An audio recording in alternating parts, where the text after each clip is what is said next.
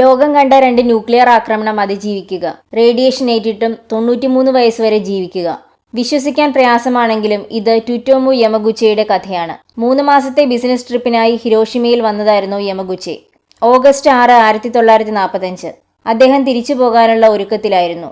ഒരു വിമാനത്തിന്റെ ഇരമ്പൽ കേട്ട് മുകളിലേക്ക് നോക്കിയപ്പോൾ അദ്ദേഹം കണ്ടത് വിമാനത്തിൽ നിന്ന് ഒരു പാരച്യൂട്ടിൽ എന്തോ ഒന്ന് താഴേക്കിടുന്നതാണ്. ഒരു പ്രകാശവലയം കണ്ടതോടുകൂടി അദ്ദേഹം ഒരു ട്രെഞ്ചിലേക്ക് എടുത്തു ചാടി. പുറകെ വന്ന പ്രകമ്പനവും ഉഗ്രമായ ശബ്ദവും അദ്ദേഹത്തെ ട്രെഞ്ചിൽ നിന്ന് വലിച്ച് പുറത്തെടുത്ത് ഒരു ചുഴലി കണക്കെ ചുഴറ്റി നിലത്തെറിഞ്ഞു. ഗ്രൗണ്ട് സീറോയിൽ നിന്ന് വെറും 3 കിലോമീറ്റർ മാത്രം ദൂരത്തിലായിരുന്നു യാമഗുച്ചി. എന്താണ് സംഭവിച്ചതെന്ന് എനിക്ക് മനസ്സിലായില്ല. കണ്ണു തുറന്നപ്പോൾ എല്ലാം കറുത്തിരുണ്ടിരുന്നു. സിനിമയുടെ തുടക്കത്തിൽ ശബ്ദമില്ലാതെ കറുത്ത സ്ക്രീൻ കാണുന്നത് പോലെ, അദ്ദേഹം പറഞ്ഞു.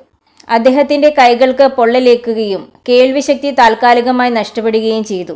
അന്നേ ദിവസം ഷെൽട്ടറിൽ കഴിഞ്ഞ അദ്ദേഹം അടുത്ത ദിവസം തിരിച്ച് ഭാര്യയുടെയും മകന്റെയും അടുത്തെത്താൻ നാഗസാക്കിയിലേക്ക് ട്രെയിൻ കയറി. ചികിത്സ തേടിയതിനു ശേഷം ഓഗസ്റ്റ് 9 തന്റെ കമ്പനിയിൽ തിരിച്ചെത്തിയ യമഗുച്ചി മാനേജരോട് നടന്ന സംഭവം വിവരിച്ചു.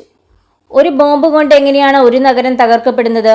യമഗുച്ച പറഞ്ഞ കഥ മാനേജർക്ക് വിശ്വസിക്കാനായില്ല. സംസാരമധ്യേ ഉഗ്രശബ്ദത്തോടെ ഒരു സ്ഫോടനം നടന്നു. ഓഫീസ് തകർക്കപ്പെട്ടു. എങ്ങനെയോ രക്ഷപ്പെട്ട യമഗുച്ചി തന്റെ വീട്ടിലേക്ക് ഓടി. പാതി തകർക്കപ്പെട്ട വീട്ടിൽ ഭാര്യയും മകനും അദ്ദേഹത്തെ കാത്തു നിൽപ്പുണ്ടായിരുന്നു. പതിയെ അവർ സാധാരണ ജീവിതത്തിലേക്ക് തിരിച്ചു വന്നെങ്കിലും അദ്ദേഹത്തിന്റെ അനുഭവങ്ങൾ 50 വർഷത്തോളം പബ്ലിക്കായി പറയാൻ മടിച്ചു. 165ഓളം മനുഷ്യർ ഈ ബോംബിങ്ങിൽ നിന്നും രക്ഷപ്പെട്ടുവെങ്കിലും ജാപ്പനീസ് ഗവൺമെന്റ് ഇദ്ദേഹത്തെ മാത്രമാണ് ഒഫീഷ്യലി നിജു ഹിബാകുഷിയായി അംഗീകരിച്ചിട്ടുള്ളൂ. ജാപ്പനീസ് ഭാഷയിൽ നിജു ഹിബാകുഷ എന്ന് പറഞ്ഞാൽ 2 പ്രാവശ്യം ബോംബിംഗ് അതിജീവിച്ചവൻ എന്നാണ് അർത്ഥം.